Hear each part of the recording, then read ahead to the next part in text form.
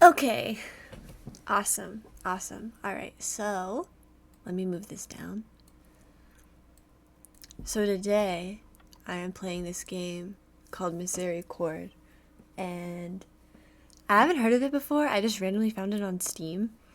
Um, but it's supposed to be a visual novel where someone dies in a convent.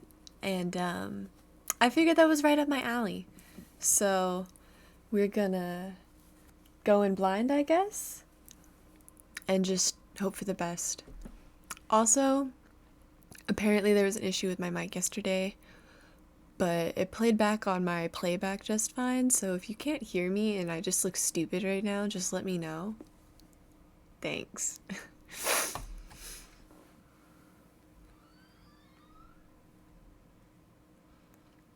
A ledge protecting from the underside of a hinged seat in a choir stall. A special room in a monastery in which some relaxations of the monasteric rule are permitted. 1400s. Violence, xenophobia, racism, sexism, and other serious topics. Okay, alright. Well, trigger warning for racism and other things. It was a dreadful summer's night. The sun had set several hours ago, but the air was still heavy and wet. Too cold to go without a shawl, too warm to feel comfortable in one. Such are English summers. Oh, it's England. Well, I don't know what I expected. Of course it's England. Their temperatures never rise above those in faraway lands, but they manage to be uncomfortable all the same. Even the stately home was not free from discomfort. Some might say, if you complained about the stuffiness within earshot, that this is what makes England such a fair country. Even the seasonal annoyances God granted us are unique. At any rate, it was certainly too muggy to be wearing a heavy cloak. Yet a man on horseback had appeared, thick cloth drawn tightly around his shoulders and face, on the road to the estate. He brought his horse from a gallop to a saunter as soon as he saw candlelight in the windows ahead. Coming to a stop, he tied his horse to a post and hurried to the front door at the estate to request entry. Great. A servant called out to the man from behind the door he was pounding upon. Go away, by God, go away. Oh, he's telling us to get the fuck out. Is the master of the house home? It is absolutely imperative that I speak with him. I cannot answer that even if I desired, sir. I must ask you to leave, lest I send a rider to call for the guard. I can see candlelight in his window. I know the master is home. Wow. Whoever this guy is, whoever 3 question marks is, he's very persistent. Even if he was, this is an absolutely criminal time to be making house calls, sir. I must ask again politely for you to leave. Hang on, my cat is crying. I'll be right back.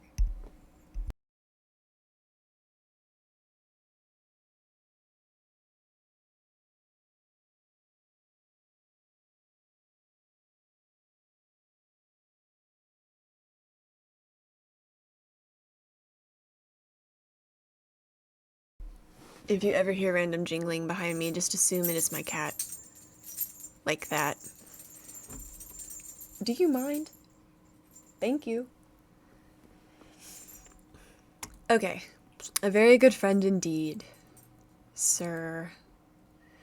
Whispers could be heard behind the door. The servant had been approached by someone else inside the house, and they were conferring in hushed tones.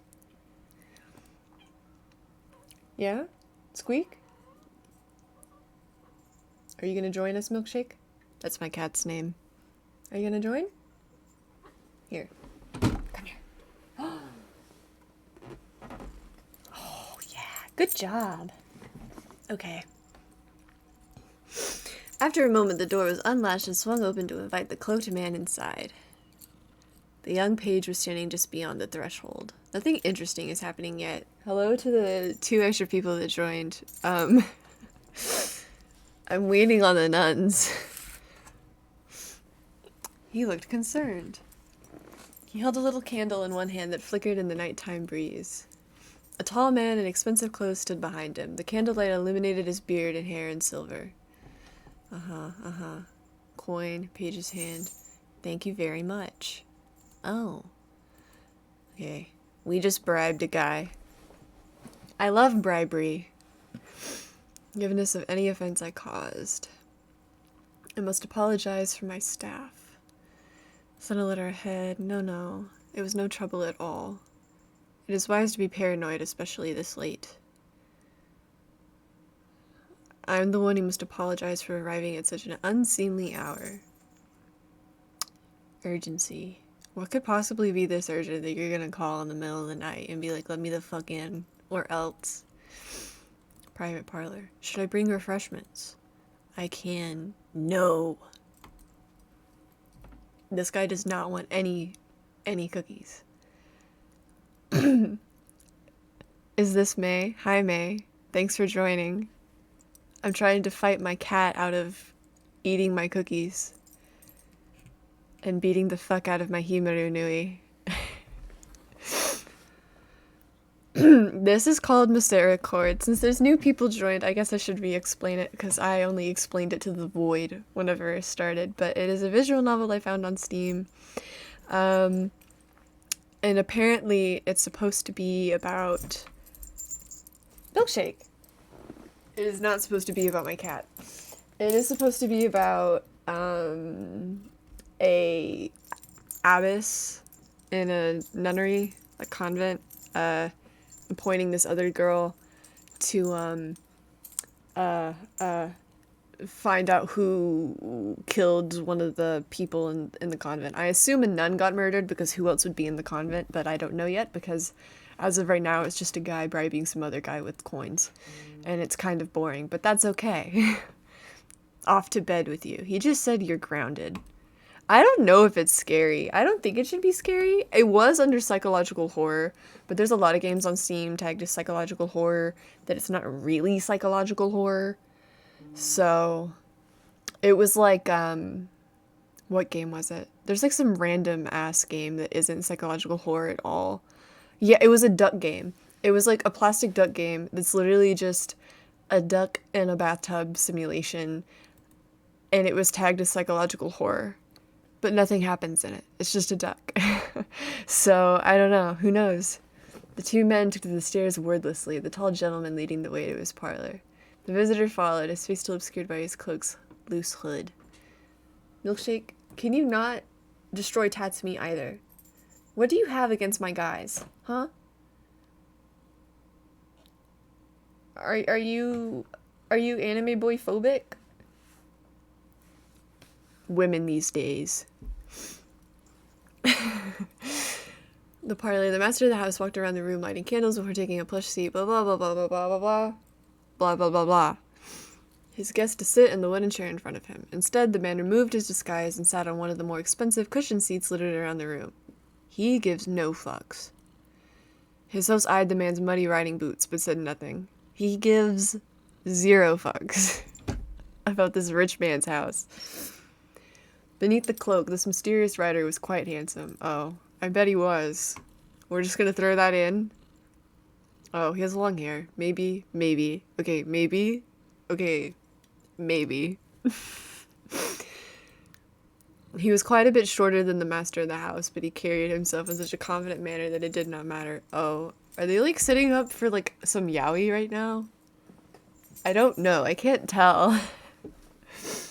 He had dressed modestly for travel, but wore a jewelry box's worth of rings on his fingers. Like, why describe all of this if not to make it yaoi? Like, why go into the height difference? You know? I'm suspecting yaoi. I'm suspecting some yaoi vibes from this nun game.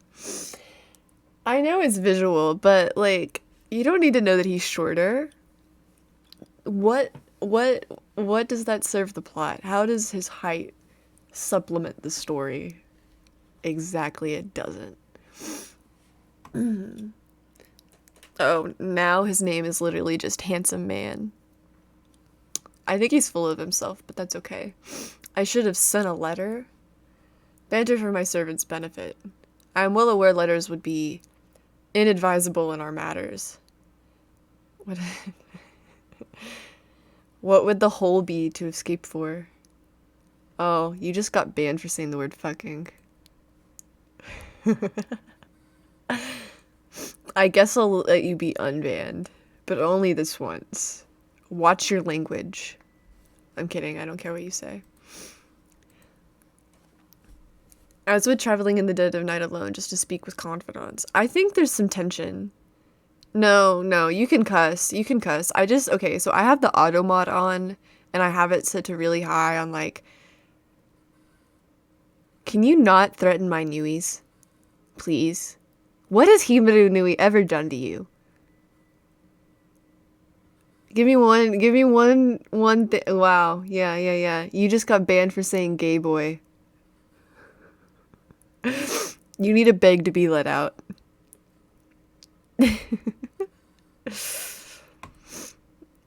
Anyway, what was I saying? I was saying something before you got cut off. Oh, no. So I have the auto mod up super high. No, don't leave. I have the auto mod up super high for like transphobia, homophobia, misogyny, blah, blah, blah, blah. And I have it set to filter out only some cursing, but apparently fucking is too extreme of a word that it gives me a little pop-up saying, do you allow it? But you can cuss. I'm obviously cussing a lot. I said the word slut in my stream yesterday, so let's get back to the nun yaoi. I never thought I would be saying those words. You haven't sent any letters, have you? Or written anything down? As I said, merely banter. I am no fool. Good. The long-haired man appeared satisfied and leaned toward the chair with a smirk. Guys, I think not that anything we have discussed is untoward. I think they're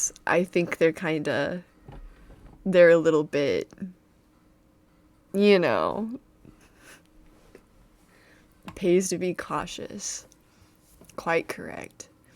Must you agree with everything I say in this manner? As long as you say things that are agreeable, I'm afraid I have no choice. This is literally like, they're like, you know, like this is gay. Like, this is gay. Straight men would not have this conversation. The younger man pulled his smirk even further around his thin face. To business, then. Indeed. I bring ill tidings, I am afraid. The heroic capture of Berwick early on in the proceedings aside, the Scottish campaign is going quite terribly, but the king is still alive. Oh yeah. He's Protestant, so we have to kill him. Wait, actually this is England. So they're Catholic, we have to kill them. Then why does it take place in a convent? This is what I'm not understanding. Maybe I'm thinking too hard about religious history. I'm moving on. No wounds, aside from his pride. Were you hoping a stray arrow might catch him on horseback? I would not worry.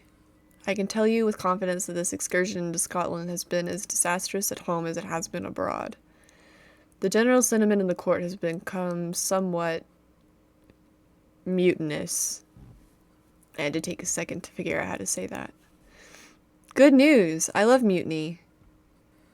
Although sentiment means very little until it inspires action. I should not be surprised if action is taken eventually. Eventually. Sooner rather than later. That would be my honest bet. The king's habits make him a plush target. Okay, he's old. Plots? How very interesting. Wind of any good plots. We're gonna kill the king by beheading him and then draining him of his blood and giving it to vampires like Capri Suns. That's my plot, to be honest. We can pass it off as tomato juice or something. No one will ever know. A wide window of opportunity for others to act. What was that emphasis on wide for? I don't like this gentleman character. The younger man nodded. Never call me Leo Fire Emblem again. I know where you live. I can dox you. I won't actually do that. I won't actually do that. But there's always the potential. I do know where you live. The question of if I remember it is a completely separate thing. No, I won't. No. Coward. Haha. You just got banned for saying coward.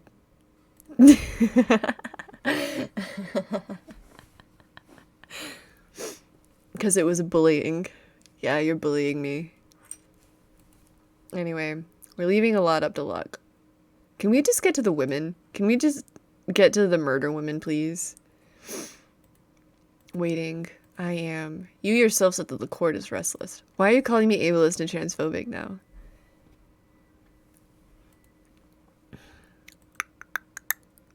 Who is ahead of me? Who knows something I do not? What if today is the day that someone else finds the will to act and I lose my opportunity forever? They keep talking about killing the king. I don't give a fuck about killing the king. You know what I give a fuck about? Nuns. Conclusive. There's nobody else out there with our will, your will. I would like to believe that. Irregardless, we are acting. Irregardless isn't a word, but I guess I'll let this guy slide. We are observing the board while others play. When the time comes, we will know more than anyone. All the better if something else happens to catch everyone off guard. Look at what we want without having to do anything. He nodded thoughtfully. Cool. Leaned back in the velvet seat and crossed his legs. Cool. He was much more relaxed than a moment ago. However, when he spoke again, it was with surprising venom. What do you want? Why? The same of you is, of course. Killing the king. England has a gesture for a king. Okay, so maybe they are on the side of Scotland. I just don't understand. I'm gonna quit trying to figure out the historical accuracy of this game. Because I really can't tell. His mistakes must be rectified. So this is about justice for you. It is about course correction. We gotta correct fate. Paranoid. But you must be able to put your faith in someone, and I assure you that is me. But what do you want? I don't understand. It's a rather simple question. It's nonsense. What do you want? Wow. Ah. I'm not gonna lie, that kind of jump scared me.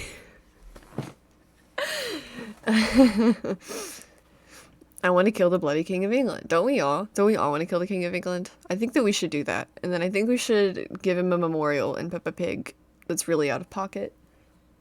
Just like we did with Queen Elizabeth. The younger man grinned wickedly. My God, man. You just buckled after 2 questions.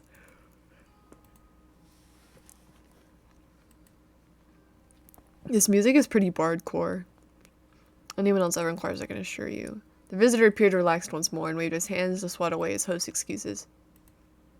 I hope you'll do better than that if anyone truly presses you. I shall endeavor to keep it a secret, as I have until now, as I always shall. Security. You know, the king is poised to be acted against, but is there not a chance certain undesirable elements might be the ones to act? Lancaster loyalists. Yeah, there's music. Can you not hear it? Hang on.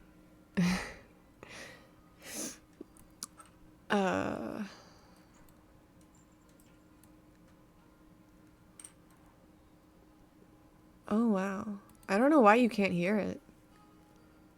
I have it playing, like, it's on.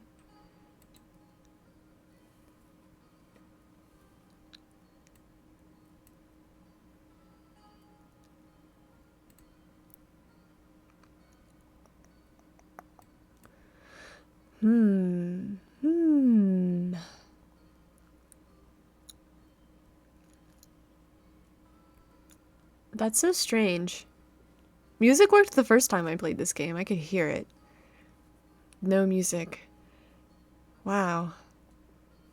That's really strange. Because my mixer's fine. Maybe.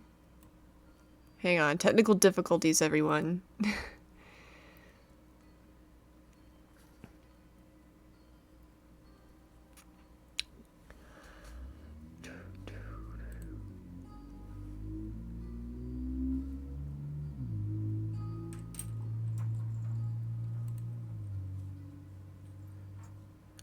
Wait. Maybe? Audio output. Capture. Not existing.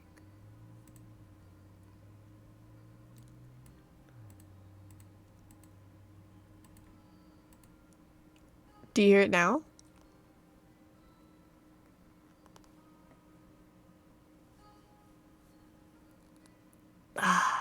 I'm not going to play Destruction Road. I'm sorry.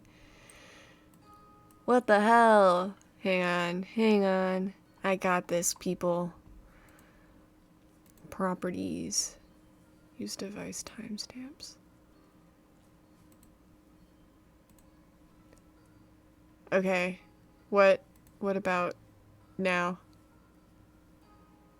Is it still not working? I'll cry.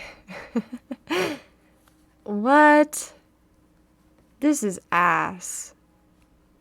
Sorry, did I say that? Hang on.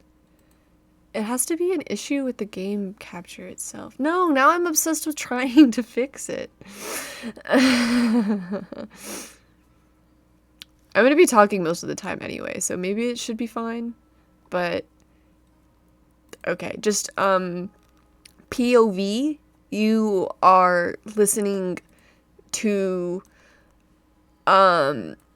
really medieval coded music at some bar where the cosplayers on TikToks, they like to use this kind of music for their little elven TikToks. That's what this sounds like.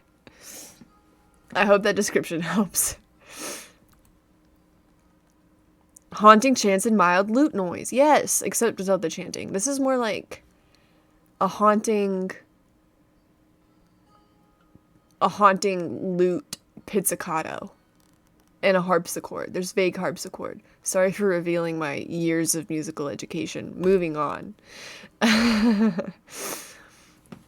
Maybe that'll be there when we get to the convent. If these men will stop talking about killing the king, that would be great. What if this entire first volume of the game is literally just these two guys talking about killing the king and, like, that's it? I'm gonna be really upset, because it's titled Volume 1, and so, you know,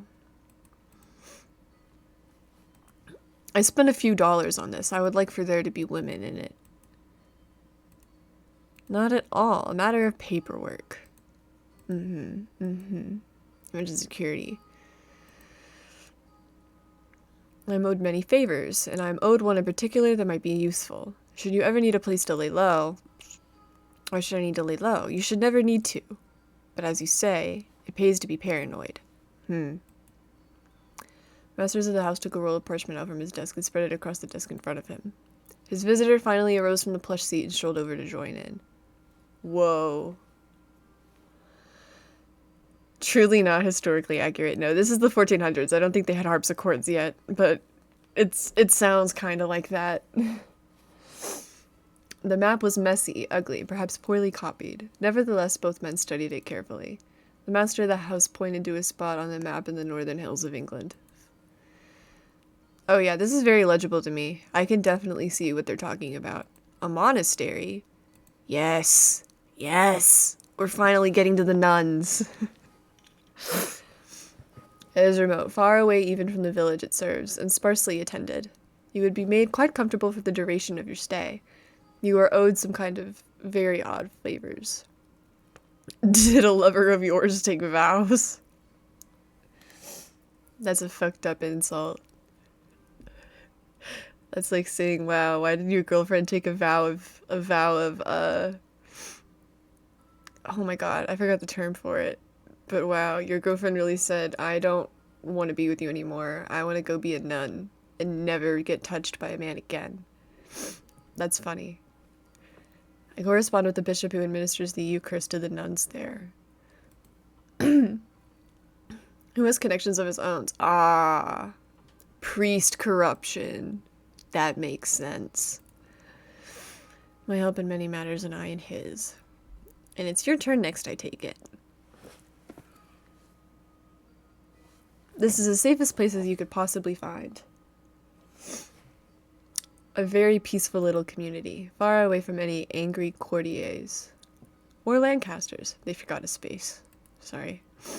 Anyone, for that matter. Perhaps if you were to take, say, a holiday, a trip into the hills when Christmas comes to sample the wine. Ah, it's that sort of abbey. One of the finest. What do they mean by that?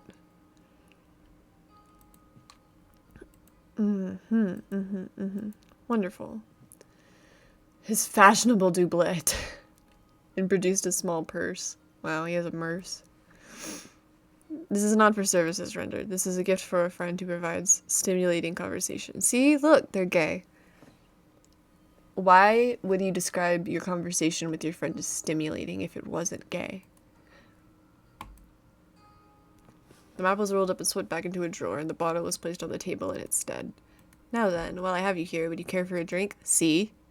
See? And the fade to black. Wow. I don't even need to say words. Oh, hello there. You thought to come and keep me company. I do not need your sympathy. Everyone gets lonely. Your situation is not unique. No matter how many people they surround themselves with, no matter how sociable they are in their day-to-day, everyone has an emptiness inside them that cannot be filled. Damn, why did this get deep so quickly? We are insatiable. To know someone is to demand more and more of them. Okay, there's like some haunting nun chanting music playing right now, so just imagine that, okay? More laughter, more nods as we pass each other in the hallway. More shoulders to cry on, more promises to keep. Once you've tasted companionship, it's impossible not to yearn for it constantly, to strip little pieces away from people like a carrion bird. I'm better off in here without that hunger, that temptation. I may be locked in a little cell all by myself, but you needn't waste your time with me. Or is it that you're lonely too? Hee hee. Perhaps you'd like me to change the subject to something a bit less melancholy. Yeah, I really would. I really would. Why hee hee? Why do we keep hee heeing? That is a shame. I must apologize. If it's company you're after, you are stuck with me and my musings for now. There's no point... What the fuck is that word? Billaboring? Blabbering? Blabbering. Is it did I just say blabbering? Girl, I don't know English. What's done is done. But I suppose I'm not going anywhere. I can pretend to be in that word once more for old time's sake. You'll understand the duties of a proper anchoress? Anchoress? I guess it's anchoress. Me when I'm a female anchor? I don't know. I'm assuming. It's more or less what we're doing right now. You have questions and I have answers. That is all, really. I used to have a more flowery opinion of the work, but that's all it boils down to. I would read scripture and copy scripture to prepare for moments like this. Reading and writing. Questions and answers. Thank God I have the answers. Questions without answers make me feel the loneliest of all. Wow. It all began a year ago. Okay. Answering questions was my life's purpose. I sat in this room and studied scripture day in, day out, hoping that when someone came to me with a question, I'd have an answer. And let me be perfectly clear. This was a purpose, not a vocation. There's a rite of consecration in everything. Yeah, we know. Or I know. Why does she keep hee-heeing?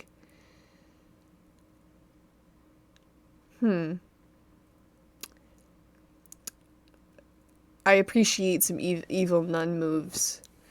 Speaking to someone who is a bit like living like a saint. Are you moved? Do you feel particularly rapturous?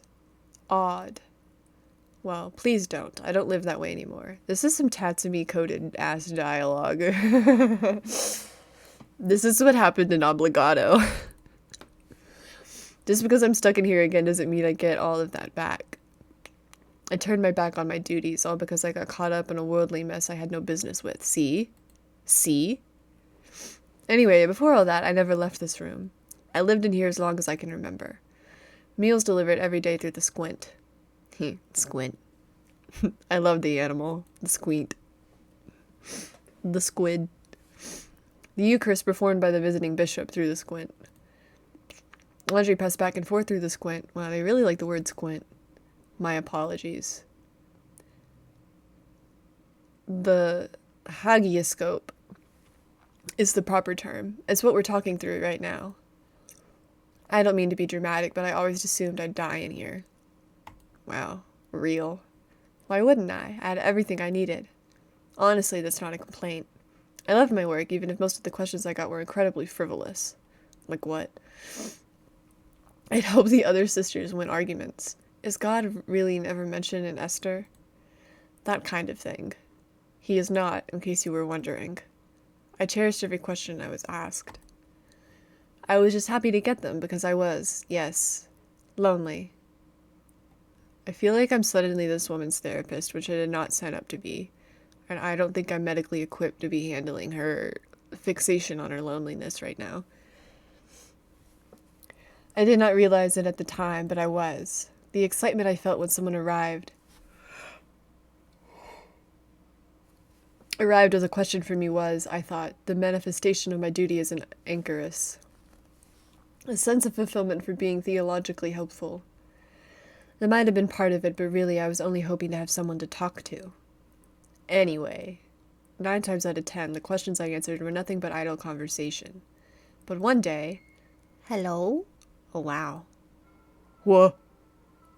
82. Wow, we're going backward. Amen, brother. Oh, the music got faster. Imagine faster music. I had no idea who it was at first. I can't see through the scope. It's for privacy's sake, you see. If some poor soul were to come to me with a question about his marriage, do you think it'd be fair if I could see him? I think it wouldn't matter, ma'am. If he could see me, do you think he'd be able to ask me what he really wanted to ask me?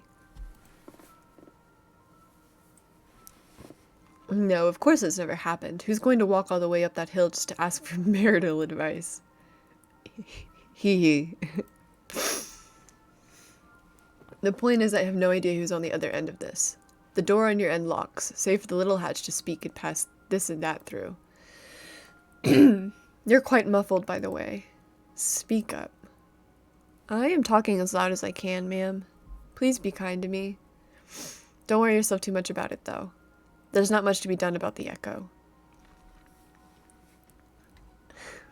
Why does she keep fucking laughing?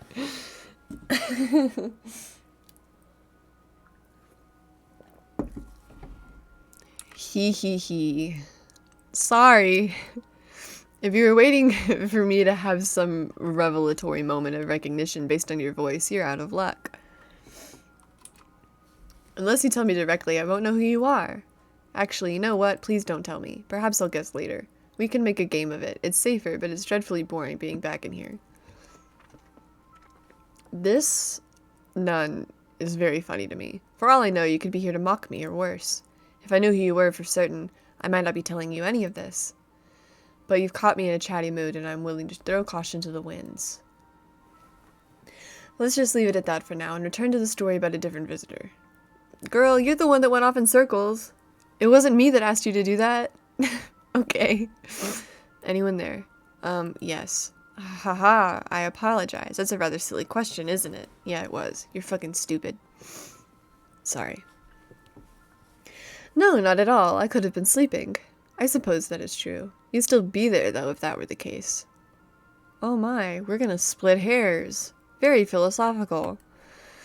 Someone came prepared, didn't she? I was a little more chipper back then. Philosophical? Back then? You mean like a year ago? Same energy as turning 18 and then suddenly being like, I hate minors. I was way more chipper than I was back then. Back then meaning 9 months ago. Unless you wouldn't happen to have some Aquinas? Water on your shelf, would you? I do indeed, a fair bit actually. My condolences. That guy sucks. What's it like in there? What do you mean? In your cell, what's it like? Well, it's nice, I think. You think? I do think. No comparison, if that makes sense. Were we born in this cell? Were we born inside of this little nun cell? That has to suck. You have books.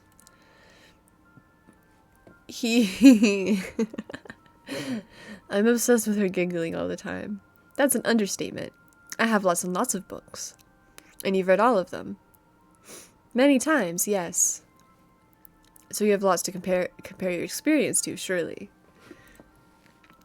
There are lots of nice places in books. This feels like reading a rhetorical dialogue, and I'm only saying that because I just wrote an entire rhetorical dialogue, and it's really annoying and really boring, and you go in circles all the time, and that's what I feel like right now. I feel like I'm doing homework, and I don't appreciate that.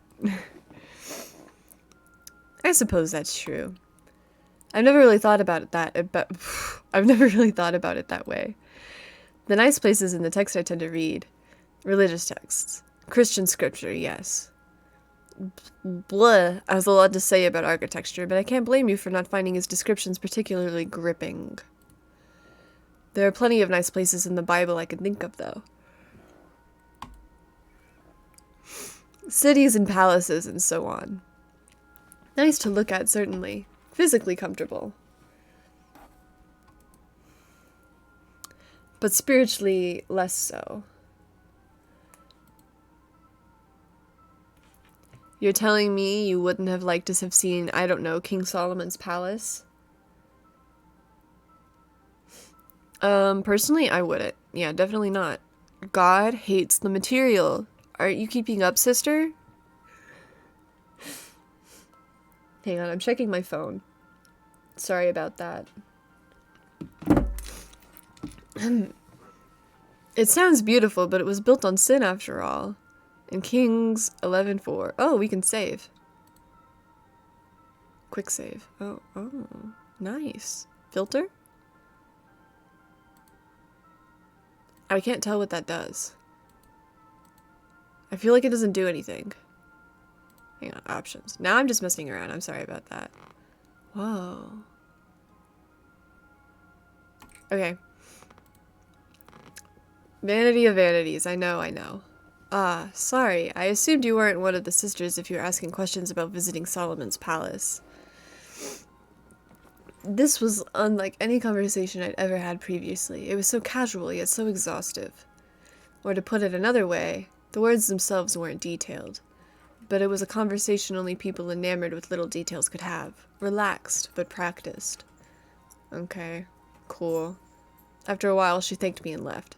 Then, she started showing up regularly. Lesbians. I think they're in love. I don't remember every last thing we talked about. Usually she would ask one or two questions and things tumbled forwards from that point. We would chat about spiritual specifics, argue lightly over minor interpretations of the Bible, and even talk about the finer points of translating Hebrew and Greek into Latin. It was the first time I had ever felt challenged by a visitor. My Greek is terrible and my Hebrew is non-existent, I must admit. We didn't always agree. In fact, I'd hazard a guess that we mostly didn't, but it never felt contentious. We were like expert swordsmen, having rigorous sparring sessions. Oh wow, they're comparing herself to swords? That's very lesbian. I think they're very gay. I have an entire book about lesbian nuns, really. It could be applicable to the situation at hand. In fact, I did bring that up once or twice. Isn't it funny that the Bible refers to so many soldiers as comely? Why is that funny? Well, you know, a man wrote it. Was that a cum joke? I can't tell. I don't know what you're implying. Yes, you do. I don't think that's appropriate. I think it was. I do not really know how to react to that information. So I'm just gonna move on. All I'm saying is that it's nice of Samuel to call soldiers comely. Or maybe it's a joke about them being gay. Both? It's simply a descriptive embellishment for the reader. I'm really lost on this humor. I can't help it. Not a single error, not a single lie. That's not really a lie, though, is it? It puts a picture in your mind. The soldier is attractive. Doesn't something immediately spring into your head? Something does, that's for certain. Haha. Gay sex.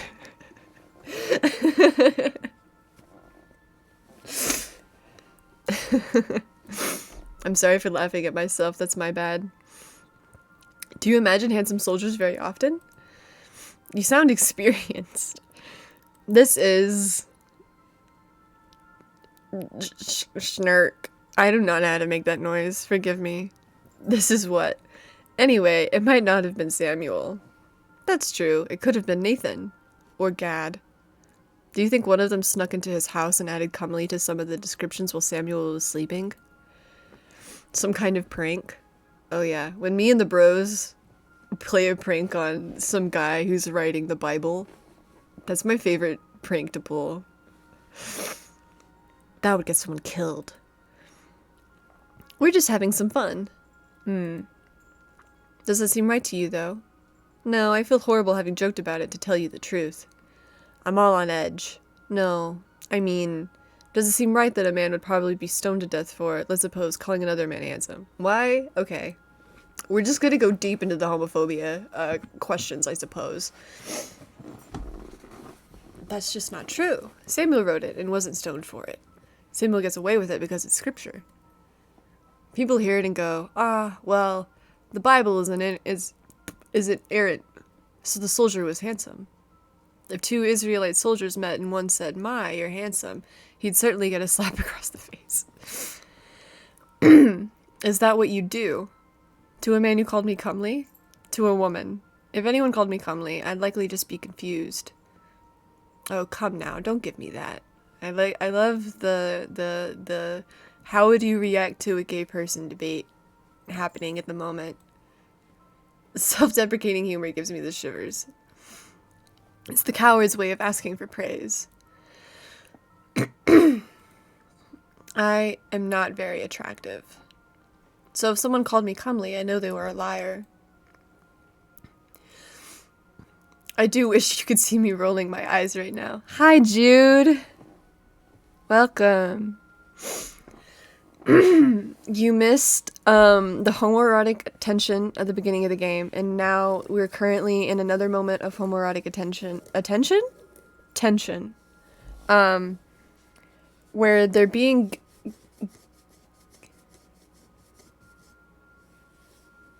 I think we just got a bot.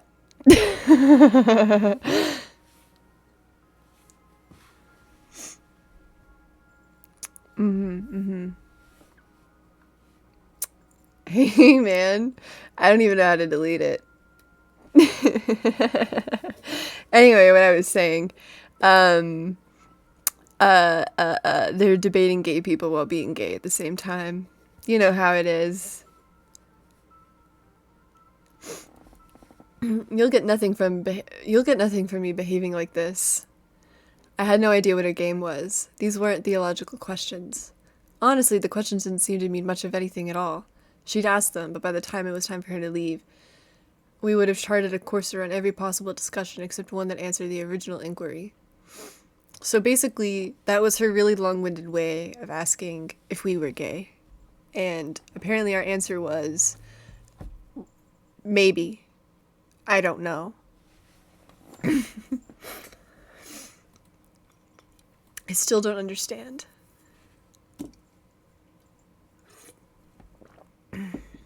I know, incredible. Accurate to the experience. How long have you been stuck in there? As long as I can remember. I don't think I'm stuck, though. I serve the Lord in solitude. It's as fulfilling as it is necessary. Have you ever left? I should think not. Never? Absolutely not. Well, I thought you might leave for meals occasionally. Not at all. My meals are given to me through that little door you're behind. What if we were both girls and you gave me my food through a little door? What would you do? What would you do if I was behind a little door and that's the only way you could give me food and you couldn't see my face, but we were both girls and you gave me things through the squint? I'm really obsessed that they call it a squint. Anyway. Communion as well when the bishop comes around. How do you use the privy? How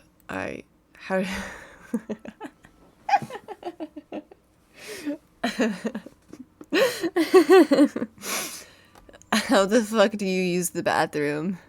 Tell me. How do you shit? You got flagged for bullying.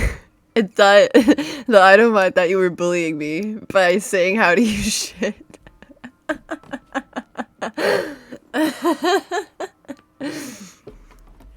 Tell me right fucking now how do you shit. Alright. Tell me. Apparently she has a chamber butt. Goodness me, it must be rather small to fit through here. You swap your... Do not talk about this. And someone has to carry it all the way to the privy to dump it out. What if we were lesbians and we were bantering over how we use the bathroom? I don't want to think about it. You know, I was feeling quite sorry for you and your hermetic lifestyle, but you get to read and write all day, and your meals are delivered to you. How else would I live? And your waste collected. What if I had to carry your poop out in a bucket? That's the most romantic thing I think someone could do for someone else. Slash sarcasm. Why? You're practically waiting on hand and foot, my liege. I'm sensing some, like, homoerotic tension. I don't want to quite say that they're, like, rivals or enemies to lovers, but it's kind of giving me, like, you know, you can't tell if they actually like you or not vibes. Are you picking up what I'm putting down? Yeah. You know, sometimes I just chuck it all out of my window. Besides, I didn't ask for this life. It's a responsibility. They all say that. Whoa, oblige? Like obligato? That's fucking crazy. I think this is Tatsukana. That's just my wisdom, though. 'Tis ours the dignity they give to grace. I'm drawing a blank on that one. Oh, it's not a Bible verse. Idiot. It's the Iliad. God. You haven't read the fucking Iliad? They didn't even give you any fun books. I bristled at that one. Scripture was fun. Nothing that doesn't serve my earthly purpose, no. That's no way to go through life, even as a woman of God. What good is scripture if you can't apply it to anything else in life? Studying the Bible is my life. Yeah, you would say that. You're a nun. I could sense the strain in her voice at this point. If you'll excuse this wretch a moment of self-pity, I am more than aware of how difficult I was to be around. Not that that's changed. He. Also, she keeps going he. You missed that, Jude. She loves to giggle all the time. That's all well and good, but you've got an awfully narrow view of the world from that cell. This is so Tatsukana. Yeah, you just get it. Do you have a window? To the outside, I mean? She just said she did. Why aren't you paying attention? She just said that she threw her shit out the window. Am I the only one paying attention to this poor Anchoress? Yeah. That's good, at least. Have you ever seen the sun? I just told you I have a window. See? See? Wow. I see lots of sunlight. No. I mean the sun itself. In the sky. I am awful with directions. Does your window face east? Or west? You'd see the sun one way or the other if it did. No. I haven't. Well. Don't worry. One day you will. What's that supposed to mean? I was literally about to say that. What the fuck is that supposed to mean? Is that a threat? I'm going to make you see the sun for the first time in your life, and you're not gonna have any choice. /th. What do you do for fun? Well, unless that's private. Talking with you is fun. Gay, gay, gay, gay, gay, gay. Sorry, I'm really excited about the lesbian nuns happening in my game right now. That's very nice to hear. I think this might be the only time I ever knocked her off her balance. I could hear it in her voice, even though it was muffled by wood and echoed through stone. The music stopped, by the way. I think this means it's important. What if her gay lover nun on the other side of the door is who dies? Thinking. Her commanding tone softened and her voice grew thinner. Have you ever read any plays? Plays? No. I've only read about amphitheaters in passing. But you understand the concept, surely. It's very Roman. Greek, but yes, I was about to say it's very Greek. Wow. I think I ghost wrote this game. People dressing up and performing. I'm not sure how to feel about it. It feels a little dangerous. Spiritually, I mean. So what I'm hearing is that if you're a theater kid, you are more apt to get possessed by demons. And so I think May needs to watch out. If he's even still there in my chat right now. Well, if it makes you feel any better, a lot of plays since ancient Greek times have been about the Bible. If you're a theater kid, you're gonna go to hell. There's a special place in hell for theater kids. It's called Hamilton on Broadway. That's nice, I suppose.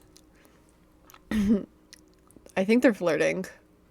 Ooh, careful. Haha. I think that's flirtation. I wouldn't know. I've only ever had one girlfriend. And it's my current girlfriend. Don't let His Holiness Innocent the Third hear you say that. Ooh. Blasphemy? In my convent? Insulting the Pope? That's crazy. Is that bad? What did he just trick me into saying? Insert laugh track here. I wouldn't worry about it. He's been dead for, 300 years. Okay, so we're insulting a dead pope. Cool. I'm sure Sixtus won't mind. He's much kinder to the theater. That wasn't funny. It's like you're goading me into blaspheming. See? Blasphemy. I'm sorry. I sort of assumed you would know who the Pope is. That's so weirdly homoerotic, but also condescending that I'm kind of obsessed. Like, what do you mean you don't know who the Pope is? That's kind of funny of you. That's cute of you to not know who the Pope is. I receive very little news in here. If it isn't a matter of complete catastrophe, I probably wouldn't hear about it. As long as the Pope is the Pope and the nation is still part of the church, news is not exactly material to me. And what nation are we in? England. Do you know what year it is? 1482. Come now, what do you take me for? What month is it? That's the question. Oh dear. I mean, that's not too relevant to me. I mean, it should be relevant to you. Sorry to go off about the liturgical calendar for a moment, but you kind of have to know what month it is to do anything. Mostly I just look outside to tell what season it is. I get a special meal on Christmas. That much I know. I brought it to you last year. How often have you visited me now? Laugh track again. I'll never tell. Have it your way. What month is it, though? October. So to be specific. Okay, so Halloween. Ooh. Scary expression here for the ghosts. Oh, stop. Has anyone ever pulled any mischief night pranks on you? Mercifully not to my knowledge. I get plenty of mischief from you, though. Fair play. Listen, I need to move on, but I'll bring you a play to read next time. I know, just the one. It better be Romeo and Juliet. I think that would be the most lesbian thing you could do. I know. I can trust you with handling a book with care at the very least. All right, I like that, I think. Can I ask you something?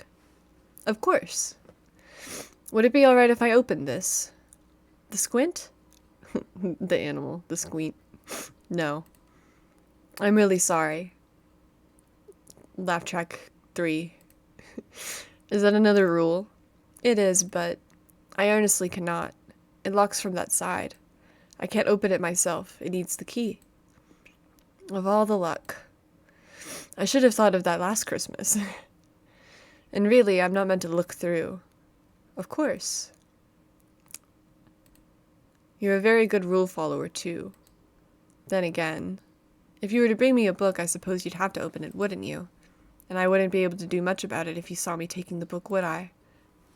Ah, they're scheming. They're coming up with a plan.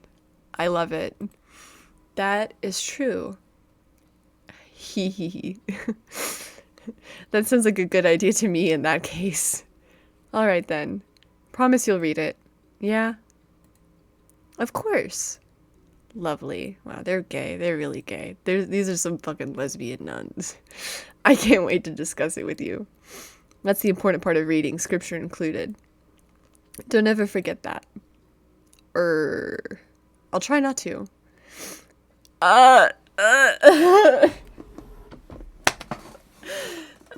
Lesbians. That's all I have to say.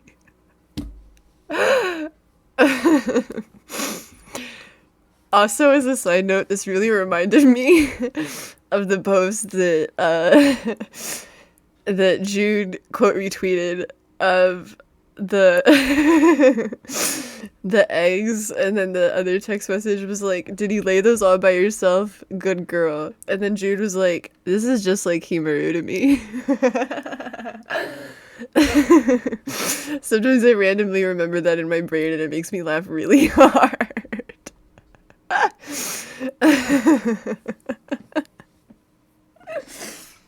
Sorry, that was probably not the best aside to make, but yeah. Good girl. All right. Well, it's really made to me.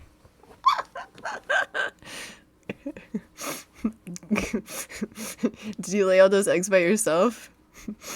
Good job, Amagi. Wait, I could totally make my avatar Himaru right now, but I won't. Anyway, goodbye for now. I'm late for Vespers. Goodbye. This nun reacted way too normally for being called a good girl. Uh-oh. She never did bring me that play.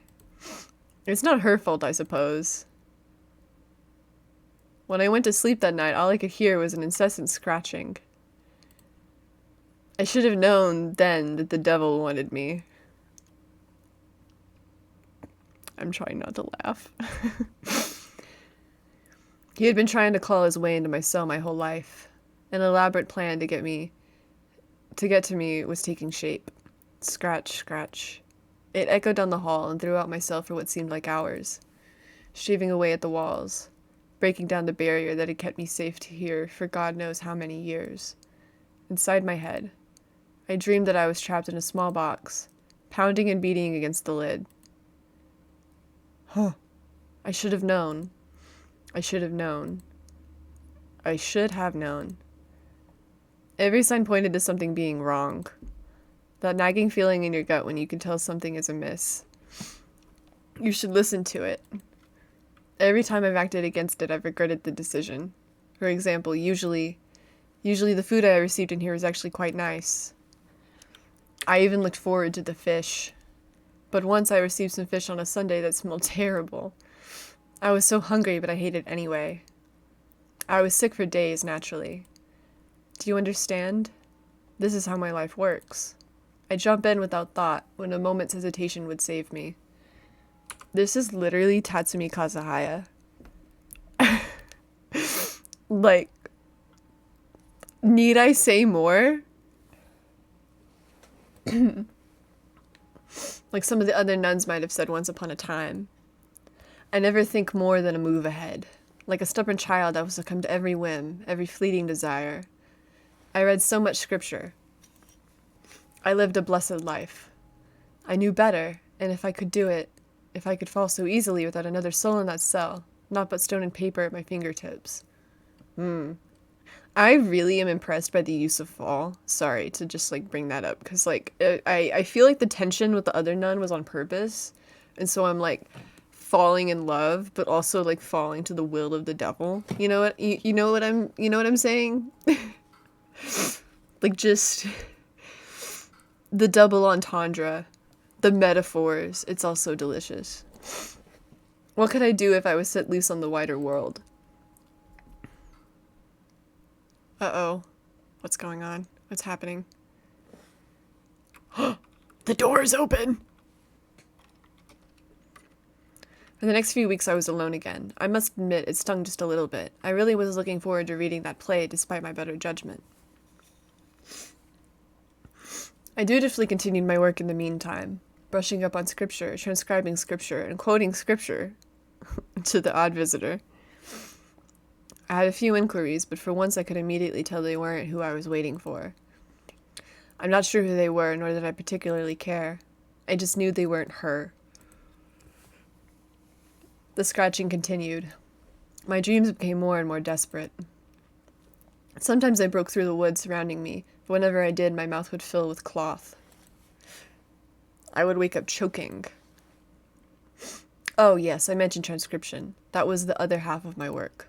As well as being a font of wisdom, I helped spread the gospel through writing. I'd copy page after page, book after book. I even did the illumination. Why is she doing a monk's job? That's interesting. Nuns usually didn't do that. Only men were like allowed to read, so that's why. Sorry to apply logic to this game again. I'll try to do that less. I must admit that was my favorite part. It wasn't particularly good at it, but I was proud of it. Sometimes I'd imagine someone opening a book and being moved by the words, but the illumination, that gold leaf I carefully placed, really inspiring them. Pride. Pride. 'Cause she's gay. Stupid. Anyway, these books would pile up in my cell until they were collected at the turn of every season by the visiting bishop. When I heard a knock on the door, I assumed it was him. Oh, you're early. I'm not yet finished with Matthew. This is your superior. Uh-oh. Mother Superior? Fear. I'm not here to collect your books. Oh. Okay. I very rarely heard from the superior. She would, on rare occasions, deliver important news. I remember her coming to tell me about a war in Spain I couldn't possibly wrap my head around. Now that I think about it, I vaguely remember her informing me that His Holiness Sixtus... I don't know what that number is. 4. The 4th. Had been confirmed. Stupid. If only I'd remembered that when she was at my window. I need your help with a sensitive matter. Aha, well, that's why I'm here. May I come in? Uh-oh. No, that's not allowed. I was worried it might come to this. I understand under normal circumstances that would be the case, but I am the superior. Nobody can rightfully unseal this cell but the bishop who performed my rites. He won't be here for several weeks at least, and I doubt very much that he'd let you in here. But even if he did, I don't think you understand the gravity of the situation. I think our little nun friend got killed, and since we're locked up in a cell all the time and physically could not have done the murdering, she's gonna make us investigate it. I'm like 5 steps ahead of this game. They call me the ace attorney. But okay, I'll stop. I don't think you understand. There are rites. This is a tomb. I am dead to the outside world, a vessel for purest prayer, and A woman has been murdered. My stomach dropped. I made the connection immediately. It couldn't have been murdered. Her? The rest of this conversation continued through gritted teeth and hurried whispers. Murder. Under my protection in these very halls. Who killed her? A stable boy from the nearby village has been blamed. He's currently being held in the hospital on suspicion of the act, and will be dealt with accordingly when the time comes. Good. So why do you need my help? Why do you need to open this door? I'm happy to offer any spiritual counsel you require, but if the bishop were to arrive and I had no answer as to why a sister is dead, but you do have an answer. You just said so yourself. The fucking man did it because he's a man. Duh. No. Mother Superior, do not. Clack. Clack. I love that ship. That's a Final Fantasy VII joke. I felt helpless, dumbfounded. The door swung outward, and I looked upon the first human being I'd seen up close in God only knows how long. Perhaps 2 decades. Nun! We finally get to see a nun. I'm so excited. I had plenty of illustrations of men and women in my illuminated tomes. I'd see glimpses of hands passing through the squint. I'd occasionally notice what I thought were people walking around the hills I could see from my window, but now there was a full person in front of me, draped in black. She looked weathered, and even though I hadn't gazed upon another face in years and years, I immediately recognized the expression she wore, a deep, gnawing concern. I'm gonna save real quick. There we go. I was too angry to care, however. You! I'm sorry. This is unacceptable. You violated a sacred right. It brings me no pleasure to do so, believe me. But it is vitally important that you leave this cell. At this point, I had already backed myself up against that far wall, as far away from the door as possible. Stop crying, please. Please, stop crying. It's kind of annoying and really loud, and you're bothering me. And step away from the window. It was hard to speak through my own ugly sobbing. The superior gently closed the door behind her, as if that would make me feel any better. Any sense of comfort had gone rushing out at the threshold as soon as the seal was broken. She sat on the bed and beckoned for me to do the same. I refused. As you said, I do have an answer for the bishop whenever he arrives, but I'm not certain it's the right one. You're not? The young man was indeed found sneaking around the convent the morning the body was discovered, and he had no compelling excuse as to why that would be. But something just doesn't feel right. Everyone agrees it was him. You're not making any sense. Everyone agrees it was him, so that's just it. That's a little odd, don't you think? Every last sister here immediately in agreement that a stable hand, a complete outsider, was responsible. Mother Superior's making some points. We got Sherlock Holmes over here. I guess this is the Uremaru in the situation. Of the Tatsukana situation. Except, well, I feel like I shouldn't call it Tatsukana anymore, but you understand my point. A little convenient, no? She's kind of hot, can I say that? I'm really obsessed that you're calling her hot when you can only see her face, but I'm gonna be honest with you, I completely understand, agree, and validate your feelings. Also, as a side, do you guys care if I eat cookies? I don't want it to come up on the audio, but like if my mouth sounds full, I'm sorry. But I have Girl Scout cookies and I can't resist anymore.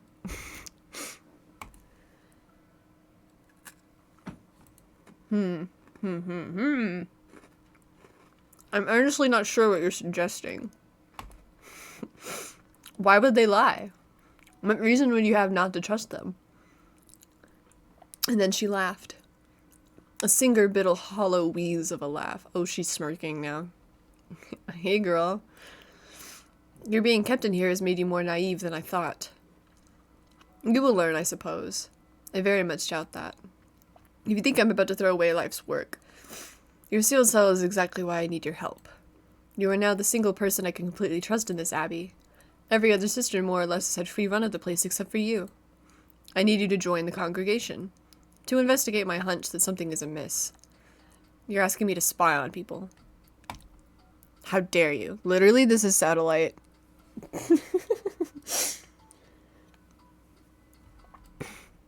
How dare you break into my cell and demand this of me? I won't have it. Please, can you not feel it? There's something wrong in this place. Very wrong. Deep in the walls. I tried to ignore it. Tamp it down for so long. And now this. Someone's died, my child. I should have done more to protect her. I should have watched closer. I could have not given up whenever I felt that creeping dread. There's something dark at work here, and I have worked too long and too hard to let a mystery like this bury my Abby's reputation for good. This is my penance. Truth. You can help me right a grievous wrong. I don't want to send a potentially innocent young man to die. Oh, her name was Catherine. Catherine. That was her name then.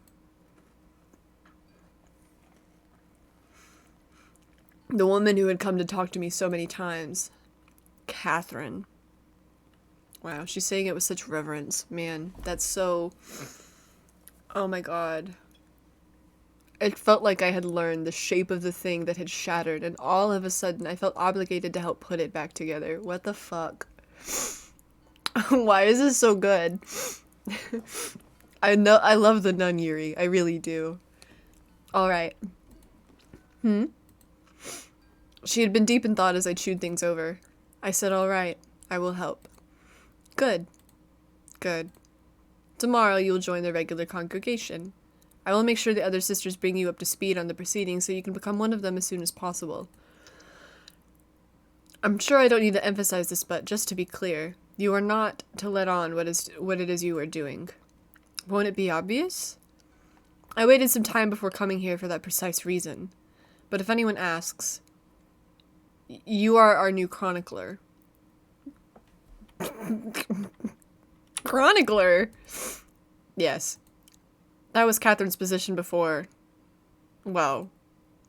And you were clearly skilled copyist. I've told the sisters that you are a perfect fit for the position and everyone seems amenable. Yeah. We won't have to spend months upon months hoping a new oblate will be qualified and want the role. And none of the others wanted to be the new chronicler. No. They did not. I mean, I'm gonna be honest. If the previous person in that position got murdered, like at the place they worked, I would probably also not want their job.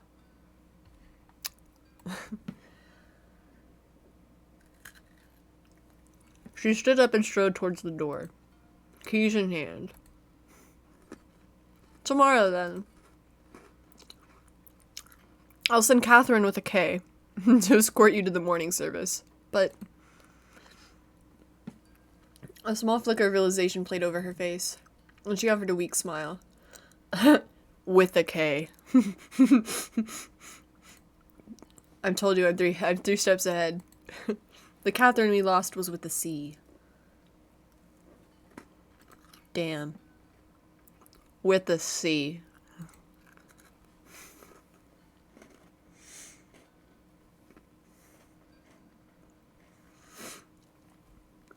She stood on the threshold, her apologetic smile wavering. Well, tomorrow. Damn girl. All I could do was cry. I had been locked in here for my whole life, and now I was being told to leave my legacy behind. I had been comfortable here, happy with humble servitude. Dead to the world, but never to myself, peacefully unaware of anything outside the walls of my cell. I had no need to care about trivial fleeting matters. My life was God's. I was angry at the Superior for breaking down the barrier and tainting my meticulously organized little world. But I was angry at whoever had taken those conversations from me. Whoever had taken that play from me. So that's what I chose to focus on.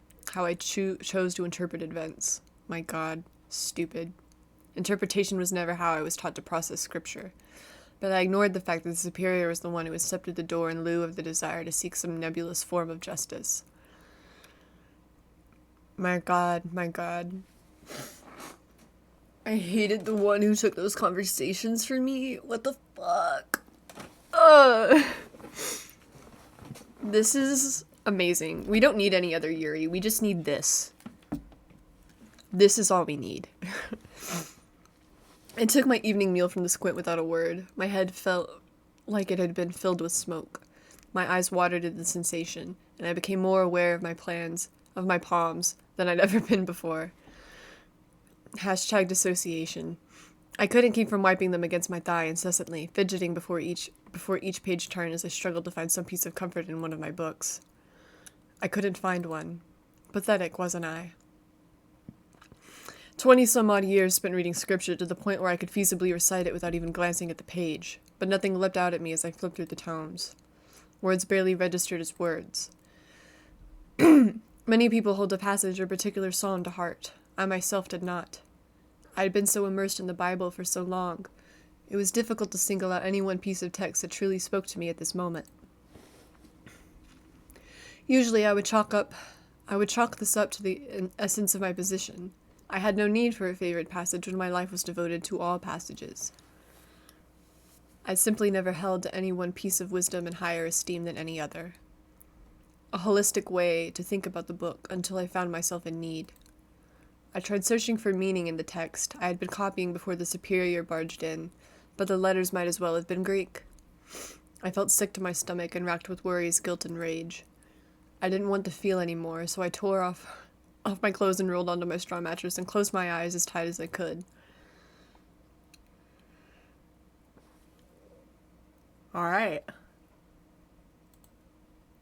I woke up grasping for air through sloshing liquid. Instinctively rolling onto my side, I splattered dark bile in a streak across the mattress and onto the floor. Uh-oh, we're sick. I could feel more coming and scrambled to my hands and knees, launching myself out of bed like a wild dog. I tried standing, but couldn't. I heaved more of the vile liquid onto the stone floor with a horrible gurgle. Weakly, I pulled myself up using the chair that served the writing desk across from the bed, but not before retching again. Oh, poor nun. I don't really want to read about the vomit anymore. Launched myself from the chair towards the window, hoping to be able to get the rest of the foul substance I could feel bubbling in my throat outside. Why is it black? Demons. Skip these nasty details? No, I don't think so. Hee. I spent years listening to everything others had to say, and I must admit I'm very much enjoying having someone listen to me. You'll permit me this relatively small indulgence. Besides, I lived it, and you're just hearing the story. I'm sure you can manage. Hee hee. Tee-hee. I flung open the window, ba-ba-ba-ba-ba-ba. I leaned my head out of it for a few moments. I could hear the faint splash of the stuff as it hit the grass below. Ew. Ew. I panted for a bit, attempting to regain my composure. Eventually, I was able to stop wheezing and breathe somewhat normally. You're familiar with the concept of humors, yes?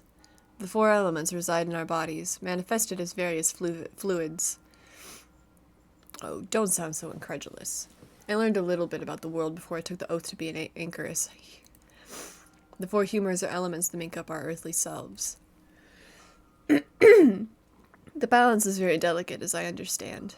So delicate that practically nobody is perfectly balanced.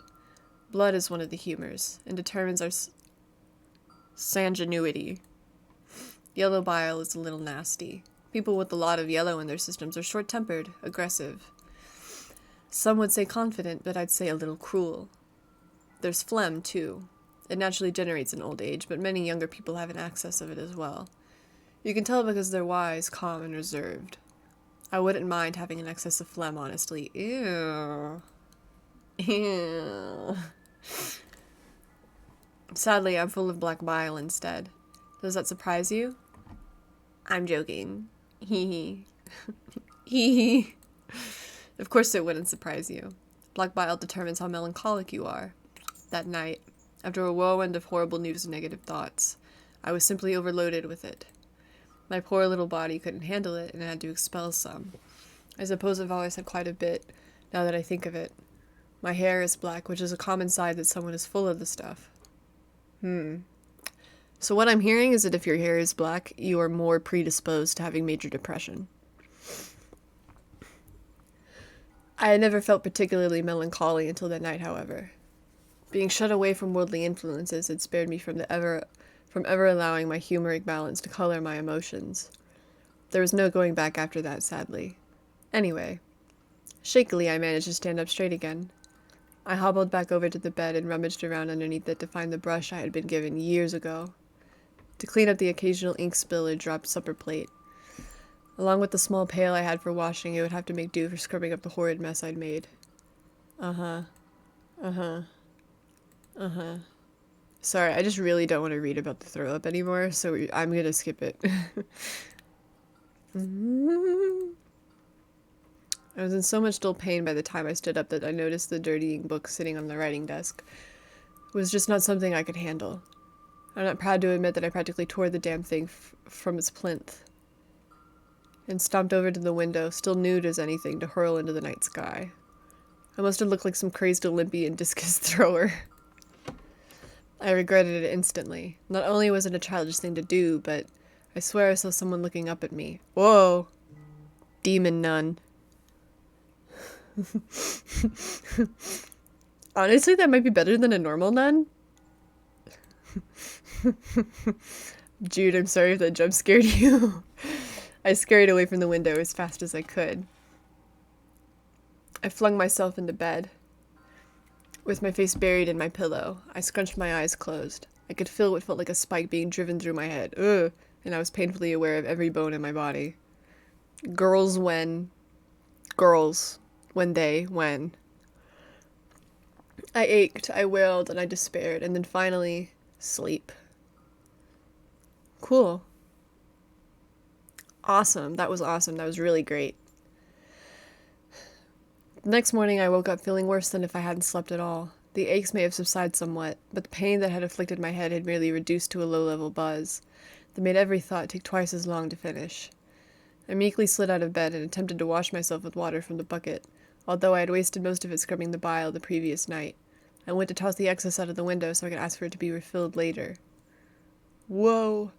I could still see my copy of Matthew on the ground beneath the window. An embarrassing reminder of last night's behavior. Halfway through tossing the water out, I remembered the horrible apparition I'd seen outside the night before. That woke me up. I don't like it. Put that away. I turned away from the window as quickly as I had the night before, even though there was nothing to see out there in the light of day. I simply didn't want to think about it anymore. Nervously, I slipped on my habit. Clipped on my wimple? What does that mean? Put on my cowl. Oh, a wimple must be clothing. Alright. That made me look stupid, probably. The superior told me that somebody, Catherine with the K, would come to collect me before the morning service. Morning service. Ugh. I had forgotten matin. Are you decent in there? Yes. Good. Just a moment. God, which key was it? Oh. I have normal feelings about these nuns. Very normal feelings. Definitely not sapphic in nature. Definitely not blasphemous. Well, look at you. She immediately reached out and yanked on my cowl, adjusting it to suit her liking. Why are all these nuns gay? Actually, that's a stupid question to ask. We all know why the nuns are gay. They're in a convent with no men. You look awful. Diversity Win, the psychological horror game about murder, is also a nun otome dating simulator. You look awful. This won't do. Superior would have my head. I looked up at her, bewildered. Sorry. Poor taste. She licked her thumb before pressing it against my forehead and tucking an unruly cowlick under my wimple. Oh, the wimple's the little thing that they put on their heads. Okay, I understand now. I bristled instinctively and pulled away. I was not particularly pleased that my first physical contact in over 20 years was this. Woman. This woman, rubbing a wet digit across my temple. Hey, I'm just trying to make you presentable. For heaven's sake, I was busy all night and still managed to look my best today. She grabbed my cheeks and peered into my eyes, looking simultaneously deep in thought and maddeningly aloof. After hmming and hawing for a moment, she licked another finger and tucked the rest of my hair sticking out from my wimple quite rudely. Hey. Hey. Hey. Then, after squeezing and stretching my cheeks a little, she gave them a light, frosty slap. Apparently satisfied, she clapped me on the She clapped me on the shoulders and patted down my robe to straighten it. That'll have to do. You're going to have to work on your face, though. Can we make Konami the protagonist of the Otabing Nun game? It would be good for her. I think we should. I think we should definitely do that. For giggles. It's absolutely colorless. You hit me. It gets the blood flowing, my dear. She's Hiyori coded, I think. You know? Yeah. I knew you were going to be a mess, but I wasn't expecting things to be this bad. This was bewildering. You're Catherine, right? The one and only. And your name is... Hedwig? Adorable. Aside from her calling us adorable, I really hope that's not a Harry Potter reference, because I feel like Hedwig is like such a not normal name. But I'm not going to focus on that. I'm going to focus on the fact that Catherine with the K just called us adorable. Now, let's get along. The last thing I need is a talking to from the superior. She took a moment to admire her handiwork, eyeing me up and down. And with that, she turned on her heel and began to stride down the hallway. Damn. I think we at least got a 4 out of 10. I couldn't follow her. I had never left this cell. I stood upon the threshold. I left as though I felt as though I were rocking back and forth on the deck of a ship. I closed my eyes for a moment, perhaps hoping that I'd open them and be back to where I was just a few weeks ago, sheltered, sealed, and content. Are you coming? I savored a few precious last seconds. Yes. Okay, now we're Hedwig. Cool. I hate that name, though. I wish I could change it. Off we go, then. Mary? Mother? Wow. I don't know what's happening right now. Save. Mama? Oh. Okay. I can probably continue for like 20 minutes and then we're gonna call it a night. Just to give a forewarning. I'd never seen the hallway outside my cell before. It was quite long and Catherine was walking briskly towards the end. We've a way to go yet, I'm afraid. Right here, if you'd please. Whoa, Mary again. We passed a set of windows with a little statue of the Madonna and Child nestled between them. We took another turn after that, into a hall equally as long as the one my cell was located in. I caught the briefest glimpse of the cloister out of the window. Up ahead are the dorms where the rest of us live. And the Misericorde on the right, just before those. And then the door next to that is the library. Left at the stairs just before the dorms. There's a good girl. Good girl? Again? Why are all these nuns flirting with us? That's what I want to know. Oh. My God. I puffed up a little. I know how to use stairs. Thank you very much. She thought that we didn't know how to use the stairs. And stop cursing. That's thrice now I've counted. Go on then. After you. I gingerly put one foot on the first step down. Very good. See? One more. I'm not gonna lie that this is how I am with stairs too.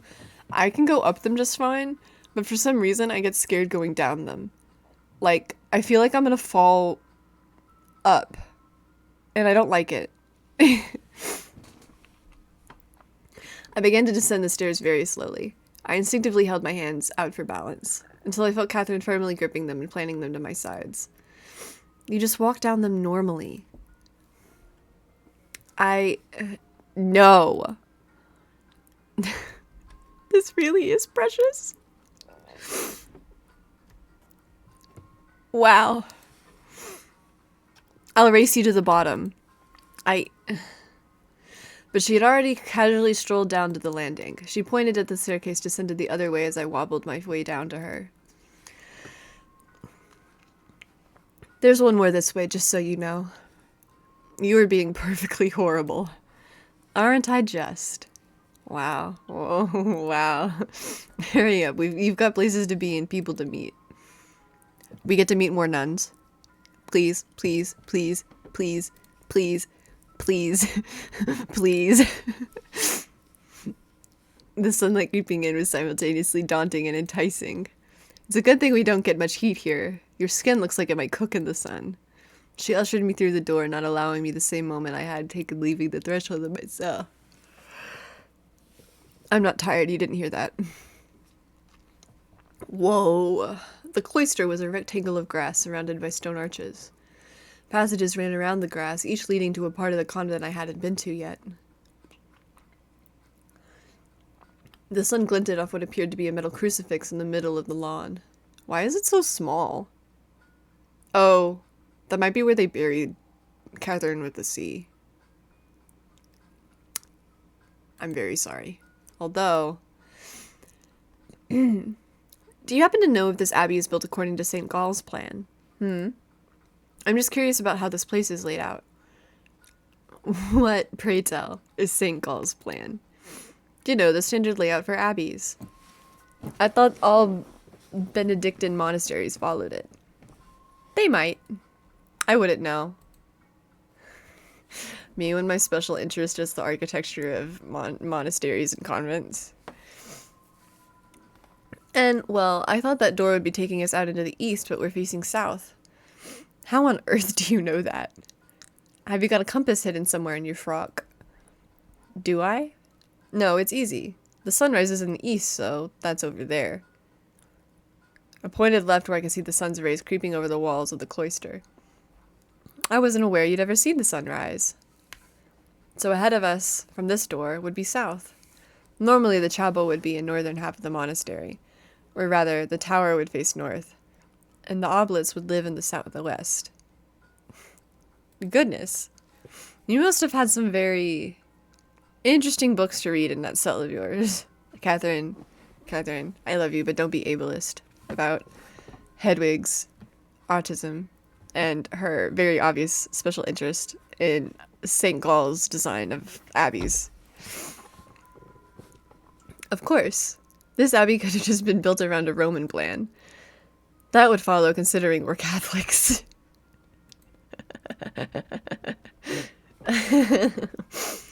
Get it? Roman Catholic? Okay, I'm holding on for your cat. Let me know when you're back, Jude. I'll eat a cookie in your wait.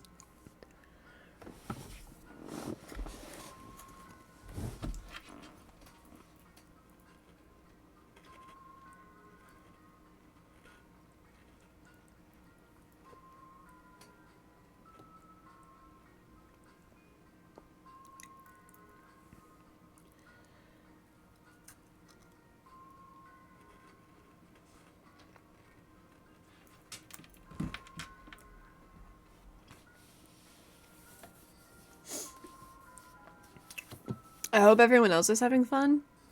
And if you're not, I'm sorry.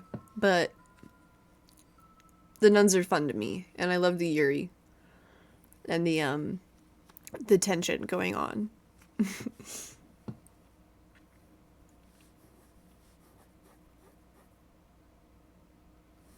Thank you, Jude.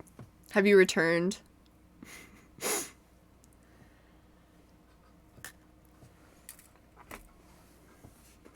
Alright, hang on. I have chocolate on my hands.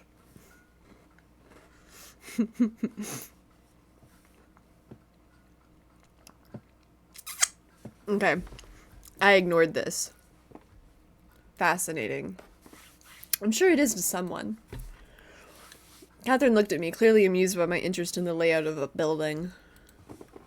POV, you're Catherine the nun and you've never met an autist before. I felt as though I had made a fool of myself despite correctingly observing something. That was a first. I didn't have much of a chance to feel sorry for myself before I was scared witless by a voice right behind me. What? As far as I know, the building was supposed to follow the plan of St. Gall, but the builders got a little turned around in a storm. I could have jumped all the way out of my habit then and there. Okay, hang on, is there... Okay. Not that anyone cares, but I care. This shouldn't be capitalized, because Gall isn't an angel. Just thought everyone should know that. Anyway. I wheeled around with a yelp. Sorry. Whoa! Another nun! Yes! I didn't mean to startle you. I'm Sister Margaret. I take you're the anchoress everyone's been whispering about. That's her. Yes, my name is Hedwig. And well, not anymore. I mean, my name is still Hedwig, but I'm not an anchoress anymore. Obviously. Isn't she precious? It's nice to meet you. A word of advice. You can still go back to your cell. We can tell the soup you weren't feeling well. This nun is passive-aggressive, I see. This nun doesn't want us to go to mass. How did she... Oh, no, I feel fine. Why would I... Margaret turned her gaze to Catherine, as if to deliver some long-anticipated bad news. She's fixed on the Huh? She's fixed on the portative. Oh, has she now? God, maybe I'll tell her I'm sick today. Stop cursing. God. And, what's a portative? Margaret made a little wiggling gesture with her fingers. A little organ. Which means we'll be singing. Oh, organ as in the instrument. Right, okay. Anyway, more to the point, it means the superior will be singing. I should quite like to hear some liturgical songs, actually. Liturgical, that's the word for it. It'll certainly make you think about God. So what I'm hearing is that Mother Superior sucks ass. It'll make you pray for him to smite that damned organ, that's for certain. Is that what we're going with? I didn't think we'd decided. We can get our story straight later, then. Her words belied a mischievous sense of humor that I would never have expected given her stoic expression. Just as soon as I thought this, however, a little smile crept across her face. Pleasant meeting you. Okay, I like Margaret, and I like Catherine with the K. She glided away just as silently as she had arrived. Well, I don't think these two are the murderers. Unless this is like a murder on the Orient Express situation where everyone was the murderer. I feel like these two are too cool, like two in cahoots, that they're probably just annoyed that they have to babysit us instead of just getting to be lesbian in peace. Okay, hurry up. If we meet many more sisters on the way, we'll never get there. We continued along the path around the cloister towards the chapel. Two women were huddled close to each other outside the large wooden door, speaking in hushed tones. Ooh, I like them. Whoa. This one looks mischievous. Catherine leaned down to whisper in my ear. The mousy one is Eustace. Okay, so this is... She's quite smart and a bit bossy. You two should get along swimmingly. The other one is Darcy, who... Well, Darcy's very special. Okay, so this is Eustace, I guess, and then the glasses is Darcy. Darcy. Oh, no, this is Eustace. Okay, so this one's Darcy. Cool, alright. Are you sure you're going to be able to sit through service without doing anything? You keep giggling, it's very distracting.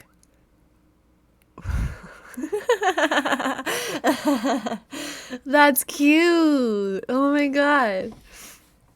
Oh, I'm kind of obsessed. This is literally a game made for me. Who else would like Nuns and have this sense of humor? Me and whoever made this game. Probably because of all the stuff I drank before I came here. Oh, and she speaks in all lowercase. Kanata moment. That much I gathered. Why would you drink anything you've cooked up before service? I thought it might be funny.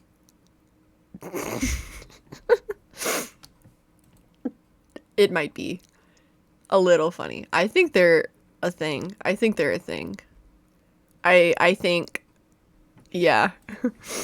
That's right. The pair noticed Catherine and I walking past. Darcy gave me a strange little wave where she wiggled each finger individually. Eustace, though, she gave me a strange look that I couldn't quite place, but I didn't appreciate. Was I just fresh out of my cell and unable to comprehend any expression subtler than Catherine's, or did Eustace seem to dislike me intensely? Whoa, we already got a frenemy. Ah. I'd pawed directly into someone walking past Eustace and Darcy. In my attempt to keep myself righted, I grabbed a handful of cloak. I tumbled to the floor, nearly dragging the mystery person with me. Thank God I let go on the way down. Whoa, the sun. This is Himaru. I looked up at the woman who I collided with and realized something. This was what intense dislike looked like. I'm terribly sorry. Oh, Angela. I see you've met our newest oblet. Catherine shot me a little smirk as I pulled myself off the ground. This is Sister Hedwig. She's still finding her footing. Ha ha. As you can see. I'm really very, very sorry. Angela said nothing to me. She simply looked at me up and down quickly before turning to Catherine. Your door is still broken. Oh, is it now? You told me you would see to getting it fixed 2 weeks ago. Yes, well, I'm a busy woman, Angela. How are you busy in a convent? Actually, don't answer that question. Not too busy to spend most of your evenings in the Misericorde, I've noticed. Catherine takes a step closer to Angela. She was barely 1 inch taller, but she was making quite the effort to make it seem like there were 10 between them. Find anything else interesting in my room, Angie? Or were you just testing the door? Just the same. Musk, as always. Yeah, that checks out. Yeah, that checks out. So diligent. And here I was thinking Darcy's experiments might be more odorous than anything I might hide. Darcy's experiments aren't alive. She idly watched Eustace and Darcy walking past her into the chapel, along with Margaret and several other people I didn't recognize. Yet, as always, my dear, sweet Angela, I have no idea what you're talking about. I'm sure. She shot me another icy look before turning on her heel to head into the chapel. So, Catherine. Yeah. Most likely sex indeed.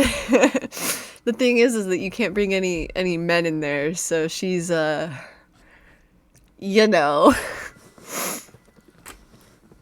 Insert lesbian hands emoji here. Time for service. Catherine made a high-pitched little noise that sounded like a mocking sneeze. Angela froze for a moment, but did not turn around before continuing into the hall. Angela's convinced I am keeping a cat in my room. A cat? Uh-huh. Sure. Are you? Of course not. They're filthy little things. Yeah. A cat. Definitely. Definitely a cat. Certainly nothing else. Inside the chapel, everyone was already sitting in pews. All except the superior, who I could make out standing on the altar near the back. She did indeed have a small device in front of her that I'd never seen before. Given the apprehensive looks on the other sisters' faces, I could guess that it was the dreaded portative organ. Oh, portable. I get it now. She noticed me walking in with Catherine and gave me an appreciative little curl of the lip, just barely legible from far away. When she spoke, her voice echoed around the chapel. It made me jump. Okay.